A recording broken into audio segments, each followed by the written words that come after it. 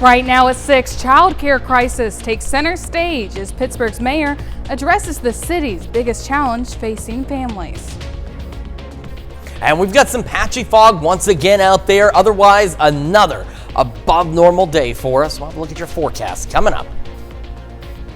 Plus, why birth rates drop nationwide, Jasper County leads Missouri with the highest birth rate in the state.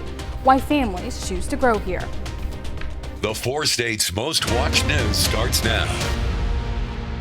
Good morning and welcome to the KOM Morning News. It's 6 a.m. I'm Samantha Walker. I'm Chris Warner. It is now Friday, October the 3rd. Happy Friday. We've almost made it to the weekend. Everybody's working for the weekend though, right? Everybody's probably working through the weekend in most cases, but we're here. We're enjoying this Friday. I'm enjoying the slightly warm weather for this Friday, even though it feels like just a few weeks ago I was asking for cooler temperatures. It's gonna stay warm though, unfortunately, for a little while. You know, the sad thing is if you missed it earlier, I've learned, at least this morning, I'm the oldest person in this building right now. I made a reference. You folks at home probably picked up on the Loverboy reference. I've heard the song. I just didn't know where to go with it. Did you want me to start singing it? No, that's fine. I'm sure you sing just fine. It's all right. All right. I'm not allowed to sing. Believe me, you don't want me to. But I can tell you about the weather, and I'm going to tell you right now, it's going to be really warm again. Let's start, though, with our live look outside downtown Pittsburgh. I mean, I sing in this building, but it's more as a punishment for those who have done wrong. That's how bad it is. No, I think I can, but in reality, I know I can't. But we're looking pretty good downtown Pittsburgh. I do not see anybody out here singing yet. That was not a challenge. Okay, that's not for, we can't hear you anyway, but I don't want a choir to show up here on Broadway and start singing toward the camera, but that would be interesting. Be cool to see. We just wouldn't be able to hear you. 7th and Range Line, looking good as well. We'll head over to the MoDOT camera, 20th and Range Line again. Pretty empty, but not much longer from now. It will really begin to fill up, especially with all that Friday morning traffic. Again, we do have some patchy fog, mainly around the Grand Lake area once again. I mean, it's the usual suspect for this time of year. We do also have some fog. We don't have a marker for Bartlesville, but you can see into Washington County, that white shade. We got some patchy fog out there, so that's parts of the US 75 heading down toward Tulsa. So here's what we've got on our future track for today. Just a few passing clouds, a southerly breeze, and of course our temperatures well above average. There's nothing else out there. And our temperatures this morning, average lows, low to mid 50s. We've got mid upper 60s for most of us. We've got a number of locations now. Nevada, Lamar, Carthage, Joplin. We'll even throw in the 68s. Parsons, Neodesha, Stockton. A lot of us getting close to 70 degrees already. It's 6 o'clock in the morning on October the 3rd. It's not September the 3rd. I know it certainly seems like it, but it's not.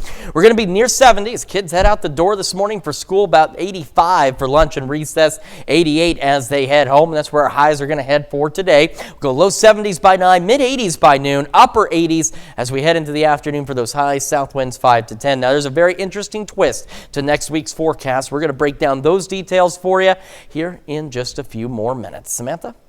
Chris, thanks. From revitalizing historic buildings to tackling childcare, Pittsburgh leaders say the city is on the move.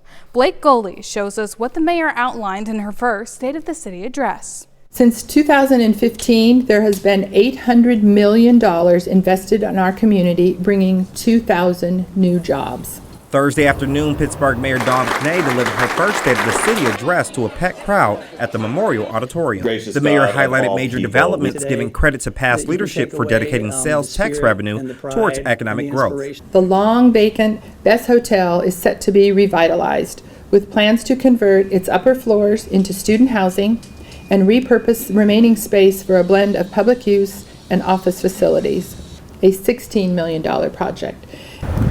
During the State of the City address, child care took center stage, with city leaders saying it is one of the biggest issues families are currently facing, and it is also a concern of the mayor's. We cannot leave today without talking about the availability of child care, which is critical to our community. The Washington School Rehab, a project initiated by Point Forward, a community development corporation, has partnered with Grow at Eden to provide child care and preschool. The mayor also pointed to investments in public safety, including new dash cams for the police department, which were purchased through the public safety sales tax. City leaders say the goal behind these ventures is to make Pittsburgh a better place to live.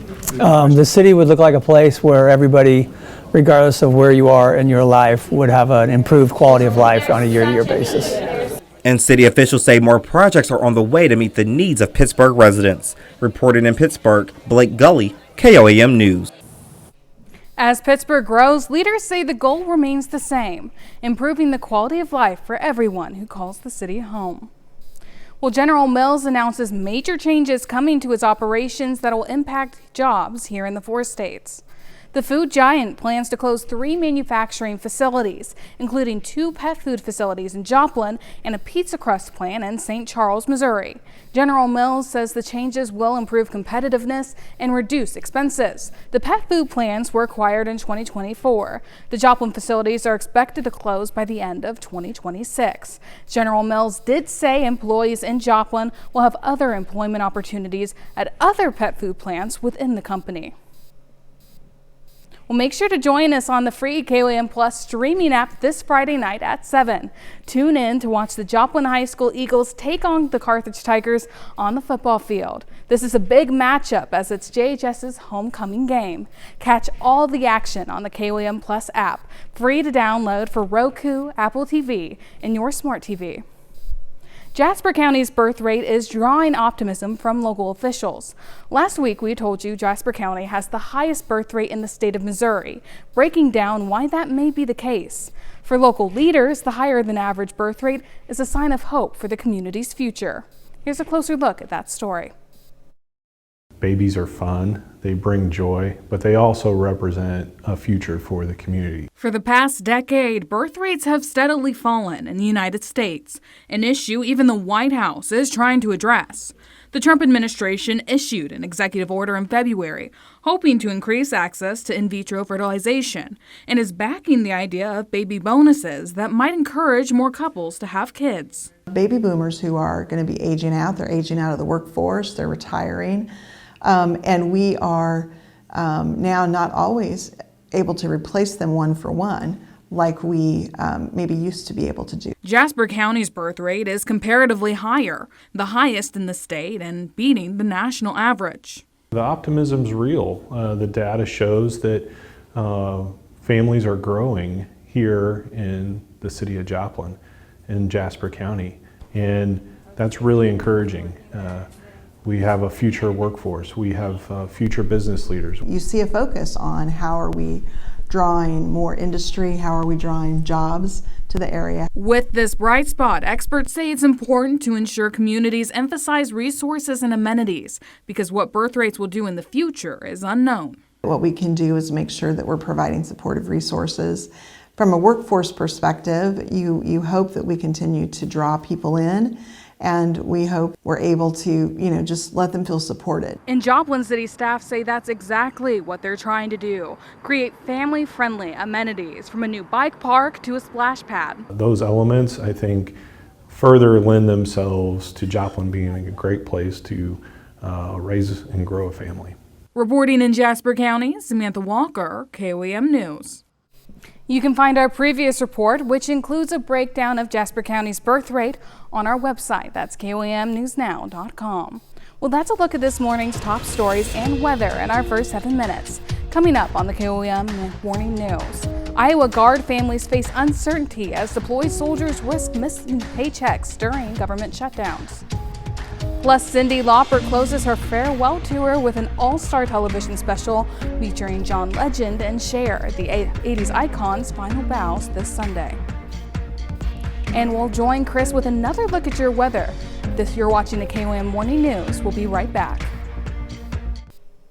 Today in Nation Watch, Iowa Guardsmen are serving our country abroad while their families worry about missing pay during the shutdown. Pepper Peppera has the story.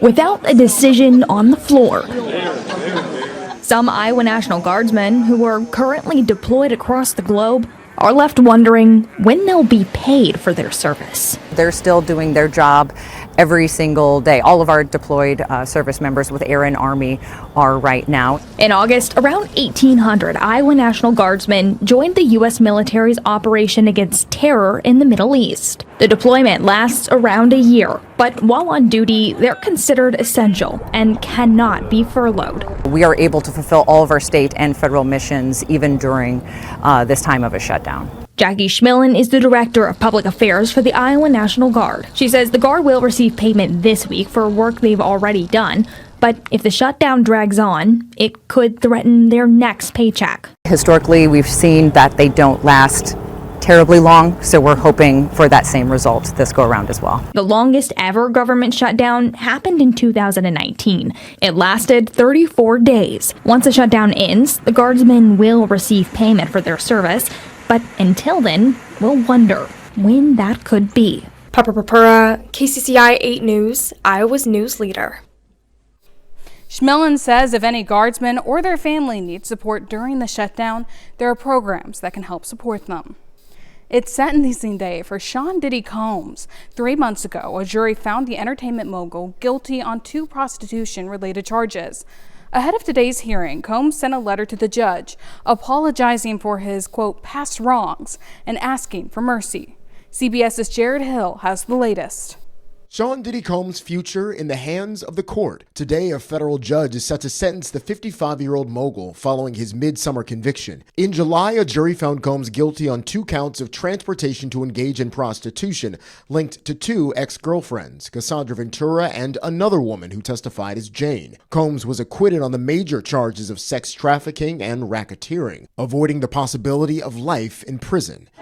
Prosecutors tried to establish that Combs orchestrated a criminal enterprise and forced women into sex with escorts. His lawyers argued the encounters were consensual. Racketeering sex trafficking cases are like fire-breathing dragons, and he slayed the dragon. Sean Combs could still face a maximum of 20 years behind bars. His attorneys are asking for no more than 14 months, but prosecutors, 11 years. Writing the punishment for his crimes of conviction must take into account the manner in which he committed them. All these things that were alleged but not proven beyond a reasonable doubt. Former New Jersey prosecutor David Shapiro, now with John Jay College of Criminal Justice. The prosecutor now wants to make them relevant via a preponderance of evidence standard and say, hey, judge, look at these. This was no giving a ride to somebody to engage in prostitution across the border. Late Tuesday, the judge rejected attempts by Combs' lawyers to have the convictions tossed out.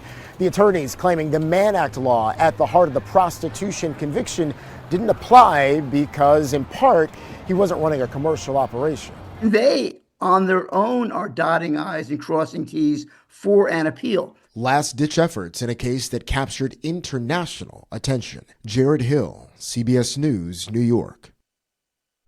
Sean Combs has already spent nearly a year in jail. In his letter to the judge, Combs says during that time, he's gotten sober and he teaches a class to his fellow inmates on how to become a successful businessman. In the defense's 14-month request is granted, he could be out in time for the holidays. Still to come, Cyndi Lauper's star-studded farewell, Ghost Metal Tour announcement, and Dakota Fanning's horror debut. Ion Entertainment is up next. Plus, Chris Warner will join us in the Skywatch Weather Center with another look at your forecast.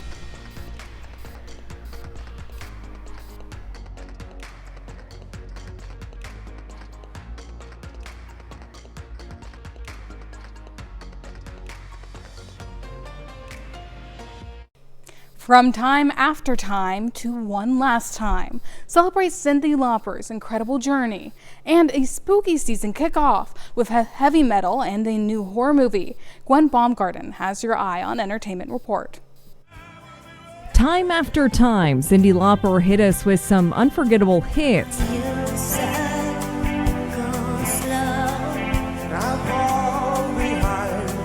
The 80s icon joining forces with John Legend, Mickey Guyton, and Cher for a fun-filled musical event.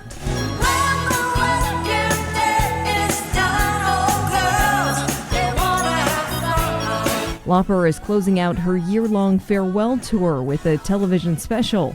A Grammy salute to Cyndi Lauper, live from the Hollywood Bowl, airs this Sunday night on CBS and Paramount Plus. Music lovers seeking out something a bit more heavy metal look no further than Ghost. The Swedish rock band, known for their hardcore costumes and musical compilations, are headed to the U.S. The Skeletor World Tour dates were released this week, with 20 stops across North America. General tickets go on sale today. Actress Dakota Fanning is keeping fans on the edge of their seats. The Golden Globe nominee stars in the new horror movie Vicious. You are going to die tonight.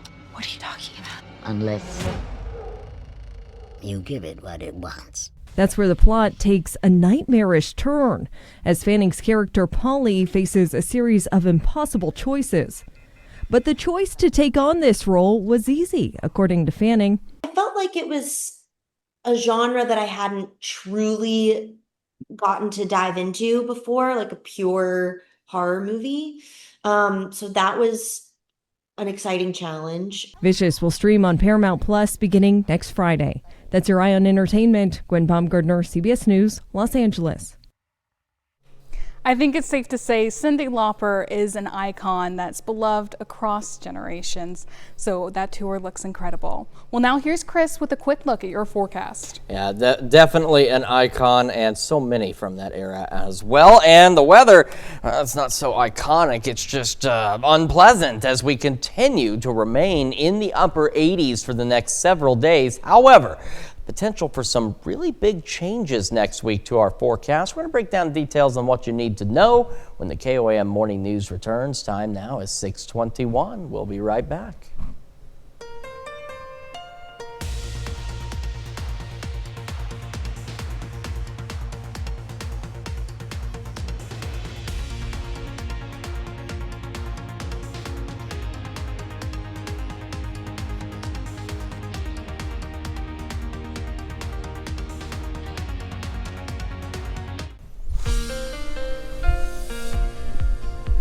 Welcome back to the KOAM Morning News. It's 6:24 now on this Friday morning. We're going to start with the fog tracker because, again, we do have some patchy fog out there. Really the usual suspect here, which is the Grand Lake areas, parts of Delaware, Ottawa, Newton, McDonald counties as well. So we've got, Southwest City, maybe up to Seneca, and then back toward Grove, Fairland, Afton. We're going to deal with a little bit of this fog. And while we don't have a little marker for Bartlesville, you can see there's that white shade into parts of Washington County as well. So we have some patchy fog down there on 75.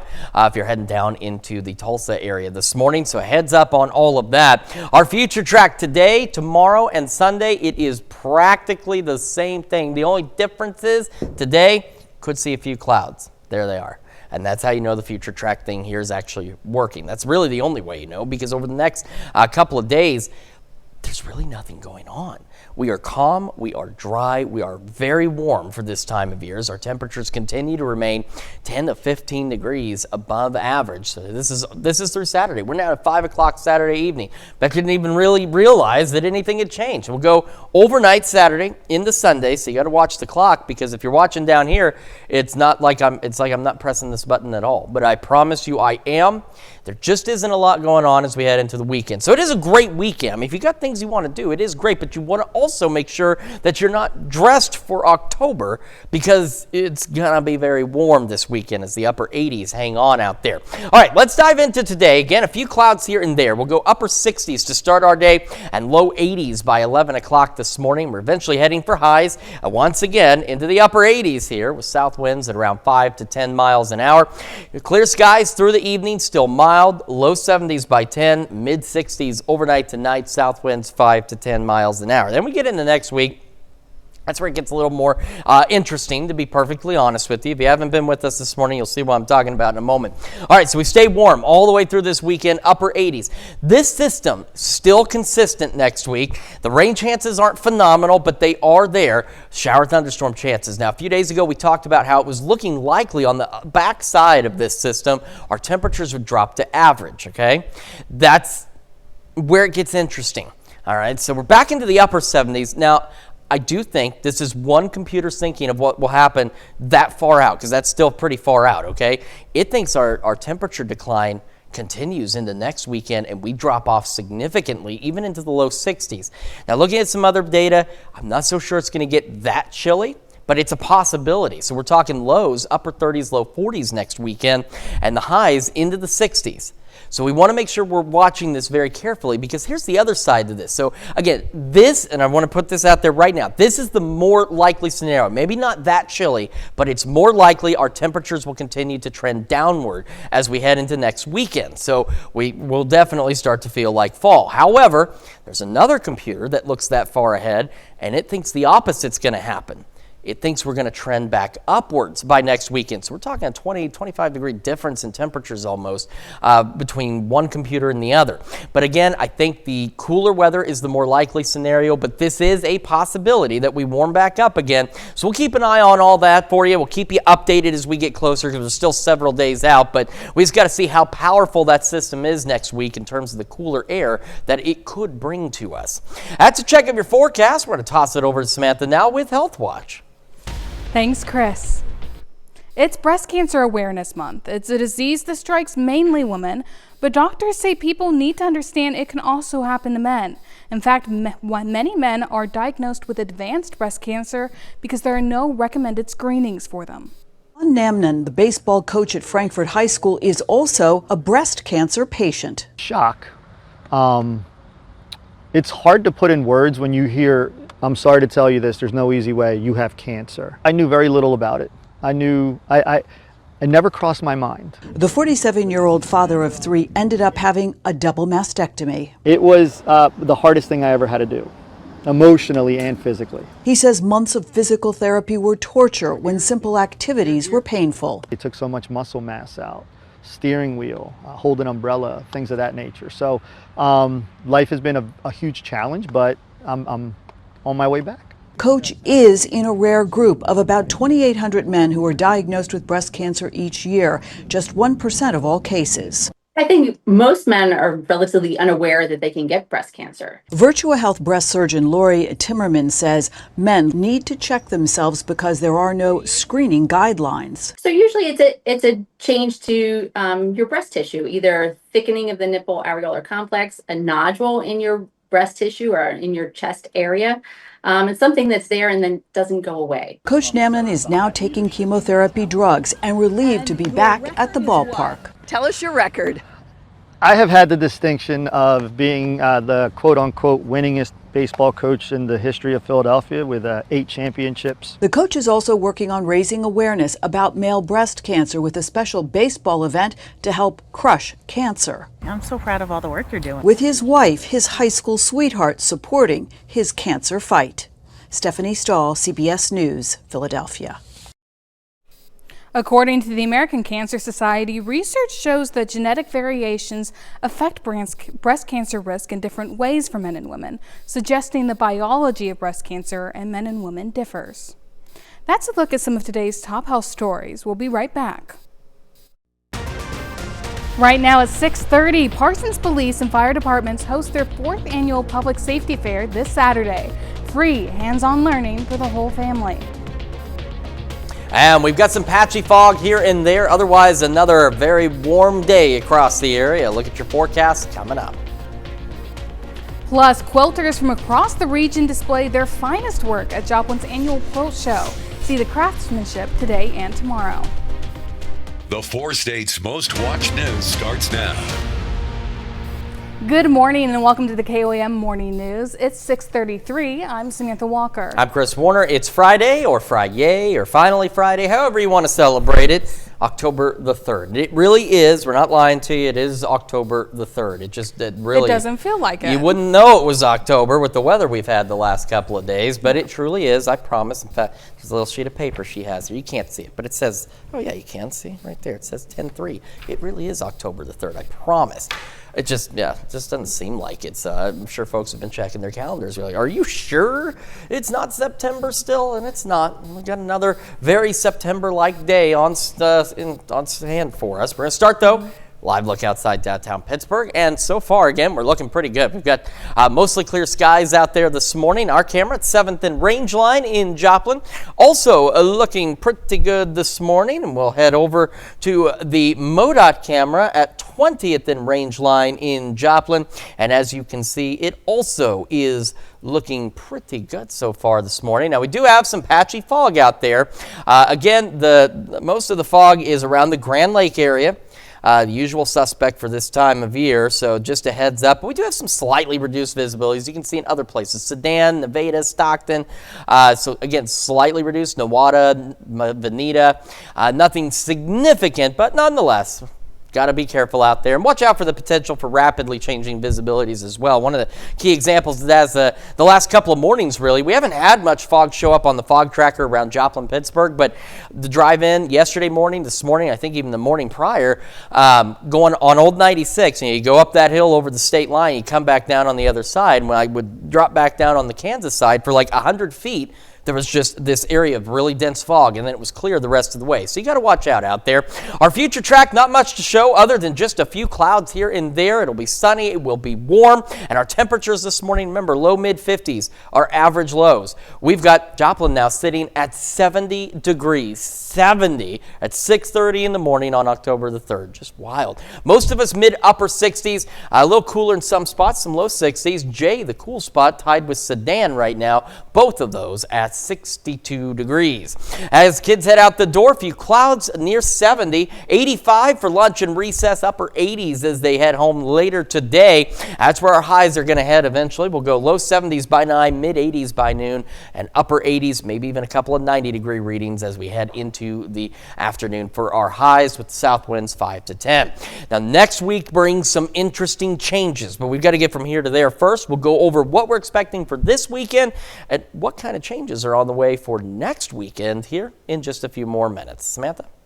Chris, thanks. The Parsons Police Department and the Fire Department are gearing up for a special event this weekend. They're hosting the 4th annual Parsons Public Safety Fair. The free event aims to help educate community members on safety with hands-on learning and demonstrations. The difference is this year is we married up with the Chamber of Commerce, and they're holding the Arts Festival the same day, so we're looking to exchange both traffic from their event and our event. The fair takes place Saturday from 10 a.m. to 1 p.m. at the police department. And at 6 p.m. there will also be a candlelight vigil for domestic violence victim Abigail Winters. The Gordon Parks Museum hosted a grand opening and dedication ceremony yesterday afternoon for the Wayman Chapel AME Church Commemorative Park. The park honors the legacy of the oldest black church in Fort Scott, which played a vital role in the local black community for over 115 years. The commemorative site features historic signage and original brick supports, showcasing where the church once stood, celebrating its rich history and connection to renowned filmmaker Gordon Parks. The Joplin Rotary Club named its Rotarian of the Year yesterday at the Elk Lodge. This year's recipient, Wally Bloss, says he's honored by the recognition. The Joplin Rotary Club is part of Rotary International, an organization focused on service projects around the world. Each year, the club takes time to honor one of its own, recognizing a member who's shown leadership, served on committees, and stayed active in community projects. Past recipients say the award highlights the importance of service while inspiring members to stay involved. I was very honored. This is an opportunity to say thank you to me for a lot of things that I've done, and I appreciate that very much. I do a lot of things I don't expect, no one expects the thanks, but when someone gives you a thanks, you say, well, that's pretty cool. So it was an opportunity for me to say, to be said thank you to, and I just think that's pretty cool. The award is meant to honor those who embody Rotary's motto, service above self, and to inspire others to follow their example. The Joplin area town and country quilters hosted their annual quilt show yesterday at the Community of Christ Church. For more than 40 years, the Guild has brought quilters from across the region together to share their talents, showcasing everything from quilts and wall hangings to walker bags for senior centers. That's a look at our top news stories coming up this half hour on the KOAM Morning News. Solo dining rises as restaurant habits shift nationwide, why more people choose to eat alone and order smaller portions. And Shannon Becker stops by for Shannon's Big Three. We'll have the latest. You're watching the KOAM Morning News. Welcome back. We've got Shannon Becker in the studio with his Big Three news stories of the week. Good morning, Shannon. Happy Friday. You as well. Thanks for joining us. All right, no problem. Let's take a look at the Big Three stories this week. What's live and local happening where you live. It was last Friday, a tragedy on I-49 just north of Carthage. A man from Bonner Springs, Kansas, was riding motorcycles with some friends of his, actually, struck what you call a delineator post, that post there, and then kind of, I guess, lost control of the motorcycle, crashed into the median. He was actually pronounced there on the scene. It was a big traffic jam there, and also a tragedy for that family. If you go to our website, you can read more about his story and his life, and also support his family. Our number 2, KOAM News live and local story. I tell you, I had no idea this was coming. All right, yes. Dutch Brothers Coffee. We've got a lot of coffee places, right? But I guess people love Dutch Brothers Coffee. This place. Evidently. They were lining up the night before it opened this last week at 9 o'clock at night. There were cars in the drive-thru. I mean, and they didn't open until 5 the next morning. That is commitment. That is commitment. They are right there. They are. And they're doing it without the coffee. Yeah, I know. So there were a couple of good friends now that I made from Pittsburgh, and then the following days it's just been packed. It's 10th and Range Line, 11th and Range Line right there, the former location of JR Learning Center and next to Kramer's Meats. Our number 1 story, a gentleman suffered serious injuries in this dramatic crash on I-44. It happened in the afternoon. Traffic was blocked up for about 5 miles for hours. This is the tractor trailer. It got caught up with another tractor trailer after it had swerved to miss a passenger car and then struck the overhead signage pole. I mean, that is quite bizarre the way it looked. He did suffer a severely broken elbow and is in serious condition, last we knew, in a Springfield hospital. They landed the ambulance helicopter just a couple of miles away at the stockyards. And our bonus story of the week, it's all about Halloween lights. You know, you've been here a while. We've done this. You know that. So what we like to do, we like to go around like this. Southern Hills, our good friends there. They have a big Halloween display. You can stay in the car. Younger kids love it. Everybody does they work really hard on these displays and stuff. So we keep a list of it. This is on Logan Drive. Oh boy, there's what do they call that? The Undertaker from the bubonic plague. That's what the bird-looking face. Oh, yeah. The plague doctor? Yeah, plague doctor. There you go. Oh, not my favorite, but it's, of course, a lot of fun, and it's family fun. So. And it's so much work as somebody who's already decorated their yard for Halloween. Really? Do we need to come by and check out your yard? I mean, I don't think it's that cool. I mean, it took us all morning. I need to ask HR before I start invading our friends' houses at work, you know what I mean? I mean, you're always welcome, Shannon. You're always welcome. Thank you. But, you know, getting into the Halloween spirit, that's a great way to do. I know a lot of people have already started decorating. They know the house on Annie Baxter in Joplin has also gotten theirs up, and it looks great. So lots of great options, and you always help showcase that as well. Well, thanks so much for joining us. We'll be right back after this. Time for some Friday birthdays and anniversaries in the 4 states, and we are starting in Dennis, Kansas with Evan Say celebrating birthday number 3 with love from Mom, Dad, and Anna. And moving on to Moran, Kansas, Corbin's turning 7. Happy birthday, Corbin. And in St. Paul, Maxon King celebrating birthday number 9 says happy birthday with love from Papa and Grandma Judy. And crossing the border to Oklahoma in Miami, Macy Haley's turning 20. Happy birthday, Macy. And also celebrating number 20 is Tucker Harrell in Pittsburgh. Happy birthday, Tucker. And in Chanute, Kansas, Levi Ronneberger's turning 35. Happy birthday, Levi. And heading back down to Frontenac for Lynette Downing, celebrating birthday number 49 today. Says happy birthday with love you bunches, your family. And then in Pittsburgh, Kansas, Lisa Schwoop's turning 64. Happy birthday, Lisa. And Deborah Clower is celebrating birthday number 68 today with love from Christy, Steve, Jacob, Timothy, Kevin, and Nick. Happy birthday. And in Neosho, Missouri, Barbara Boyles is turning 81. Happy birthday, Barbara. Heading over to Kansas, into Columbus for Rose Fogler, celebrating number 90. Says happy birthday from your family, your family loves you so much. Happy birthday. And we've got some anniversaries. Dania and Sonia Blackford celebrating their 22nd anniversary from Lamar, Missouri. And a 32nd anniversary for Greg and Laura Wright. A very happy anniversary to the Wrights. I wonder how they met. But we also want to thank you for your service as well. Happy anniversary.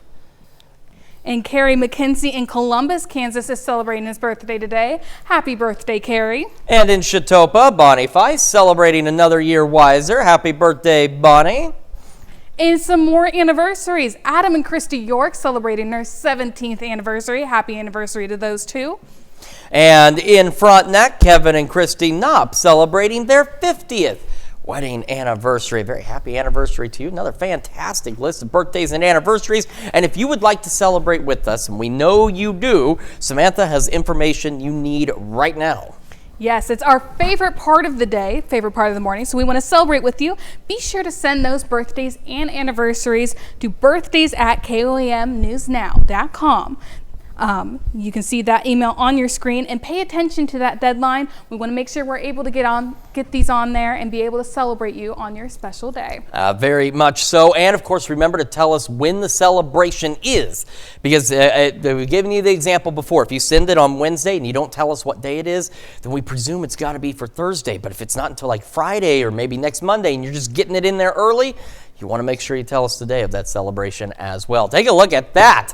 We can celebrate the sunrise, even though our temperatures have not been worth celebrating here lately. We certainly can celebrate that sunrise. Looking fantastic there from downtown Pittsburgh. For our camera 7th and range line, another fantastic view. Already got some of those little purple colors already building in here from that perspective. And the MoDOT camera 20th and range line. Now, of course, as I've mentioned more than once, we don't control the MoDOT cameras. Obviously, MoDOT does. They're not ours.